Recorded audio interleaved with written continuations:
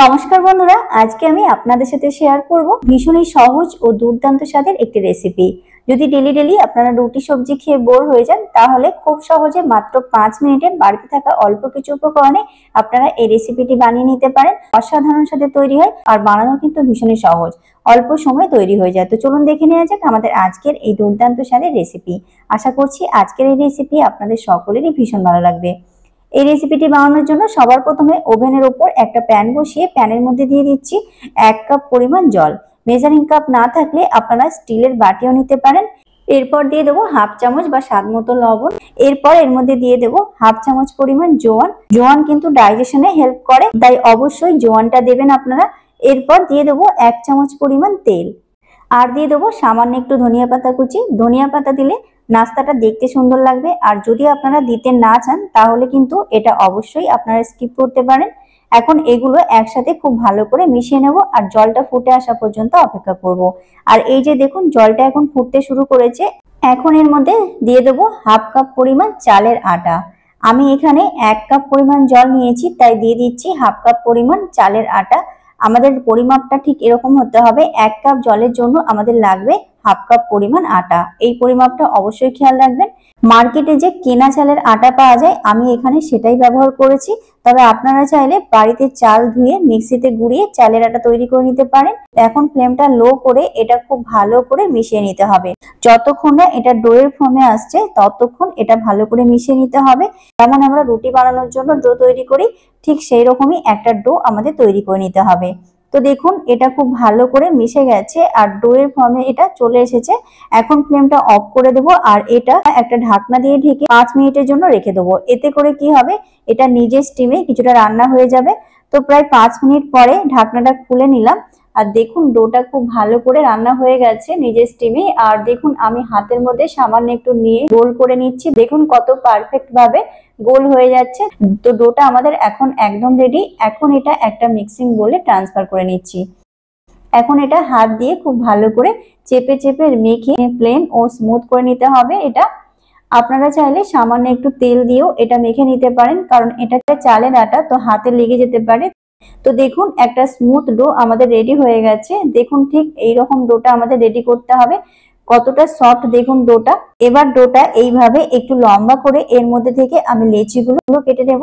তো দেখুন, লেচিগুলো আমি কেটে নিয়েছি। এখন লেচিগুলো হাতের মধ্যে নিয়ে গোল করে প্লেন করে এইভাবে তৈরি করে নেব, আর হাত দিয়ে এইভাবে একটু চ্যাপ্টা করে নেব। দেখুন ঠিক এই রকম। তো একই রকম ভাবে আমি সবগুলো লেচি গোল করে এইরকম ভাবে হাত দিয়ে চ্যাপ্টা করে তৈরি করে নেব। আর দেখুন, সবগুলো লেচি আমি চ্যাপ্টা করে তৈরি করে নিয়েছি গোল করে। এখন এর মধ্যে 1 চামচ পরিমাণ তেল দিয়ে দেবো আর খুব ভালো করে লেচিগুলোতে মাখিয়ে নেব। এতে করে আমরা যখন নাস্তাগুলো তৈরি করব, নাস্তাগুলো তৈরি করতে কিন্তু একটু অসুবিধা হবে না। এখন আমরা নাস্তাগুলো তৈরি করে নেব। তার জন্য দেখুন, এখানে আমি একটা চৌকি নিয়ে নিয়েছি, আর চৌকিটা একটু তেল দিয়ে খুব ভালো করে অয়েল ব্রাশ করে নিচ্ছি, আর বেলনিটাও খুব ভালো করে অয়েল ব্রাশ করে নিচ্ছি। এরপর একটা লেচি নিয়ে নিয়েছি, চৌকির উপর রেখে এইভাবে হালকা একটু প্রেস করে নিচ্ছি। এবার একটা বেলনি দিয়ে এটা হালকা হালকা প্রেস করে এইভাবে বেলে নিতে হবে। খুব বেশি কিন্তু জোরে এটা প্রেস করবে না, যেহেতু আটাটা আমাদের অনেক সফট আছে, তাই জোরে কিন্তু প্রেস করে এটা বেলা যাবে না। একদম হালকা ভাবে প্রেস করে বেলে নিতে হবে। আর যেরকম আমরা লুচি তৈরি করি, ঠিক লুচির সাহায্যে গোল করে তৈরি করে নিতে হবে। আর বেলার সময় দেখতেই পাচ্ছেন এটা সাইড থেকে ফেটে যাচ্ছে, তো এটা ফেটে যাবে যেহেতু এটা চালের আটা দিয়ে তৈরি। তো এরপর দেখুন, আমি এখানে একটা স্টিলের ছোট বাটি নিয়ে নিয়েছি, আর বাটিটা এর উপর বসিয়ে হালকা হাত দিয়ে এইভাবে প্রেস করে আমি এটা কেটে নিচ্ছি। আর সাইডে যে এক্সট্রা অংশ আছে সেটা আমি তুলে নিয়ে আবারও আমি দইয়ের সাথে মিশিয়ে এগুলো আমি নাস্তাগুলো তৈরি করে নেব। তো একটা আমাদের রেডি হয়ে গেছে, আর আমি আপনাদের তুলে দেখাচ্ছি। দেখুন ঠিক এইরকম ভাবে আমাদের এটা তৈরি করতে হবে। আর থিকনেসটা দেখুন, খুব বেশি মোটাও না আর খুব বেশি পাতলা না, ঠিক লুচি যেরকম আমরা তৈরি করি ঠিক সেই রকম এটা তৈরি করে নিতে হবে। তো একটা আমাদের রেডি হয়ে গেছে। এখন আমি আরো একটা আপনাদের তৈরি করে দেখিয়ে দেবো। তো একই রকম ভাবে আমি বেলে নিয়েছি, আর এটাও আমি বাটি দিয়ে কেটে এইভাবে গোল করে কেটে নিচ্ছি। একদম গোল হয়ে গেল, দেখতেই পাচ্ছেন। তো একই রকম ভাবে আমি সমস্ত নাস্তাগুলো এইভাবে বেলে রেডি করে নেব। তো এখানে দেখুন, আমি সব নাস্তাগুলোই একই রকম ভাবে বেলে রেডি করে নিয়েছি। আর নাস্তাগুলো দেখুন এইরকম ভাবে বেলে নিয়েছি, খুব বেশি পাতলাও না আর খুব বেশি মোটাও না, ঠিক মিডিয়াম করে এটা বেলে নিতে হবে।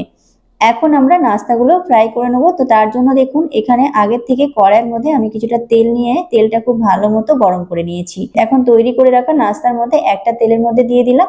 আর তেলের মধ্যে দেওয়ার সাথে সাথে দেখতেই পাচ্ছেন লুচিটা উপরে ভেসে উঠেছে, আর লুচিটা দেখুন কত সুন্দরভাবে ফুলে উঠছে। এগুলো আমাদের ভাজার সময় তেলটা কিন্তু খুব ভালো মতো গরম করে নিতে হবে, আর তারপর ফ্লেমটাকে মিডিয়াম করে এগুলো আমাদের ভেজে নিতে হবে। তেল যদি খুব বেশি গরম না হয় তাহলে কিন্তু লুচিগুলো ফুলবে না, আর লুচির মধ্যে কিন্তু তেল ঢুকে যাবে। তাই অবশ্যই কিন্তু এটা মাথায় রাখবেন, তেলটা আমাদের খুব ভালো মতো গরম করে নিতে হবে। আর দেখতেই পাচ্ছেন লুচিগুলো আমাদের কত সুন্দরভাবে ফুলে রেডি হচ্ছে। প্রত্যেকটা লুচি কিন্তু একদম পারফেক্ট ভাবে ফুলে রেডি হচ্ছে। তো সমস্ত লুচিগুলোই আমি একই রকম ভাবে ফ্রাই করে নেব। এটা কিন্তু একদমই ঝামেলার কোনো কাজ নেই, খুবই ইজি একটা রেসিপি, খুবই চটজলদি, খুবই অল্প সময়ে আর অল্প উপকরণে তৈরি হয়ে যায়। তো সবগুলোই আমি এখানে ফ্রাই করে রেডি করে নিয়েছি। আর দেখুন এগুলো কত সুন্দরভাবে তৈরি হয়েছে, আর দেখুন কতটা সফট এগুলো তৈরি হয়েছে।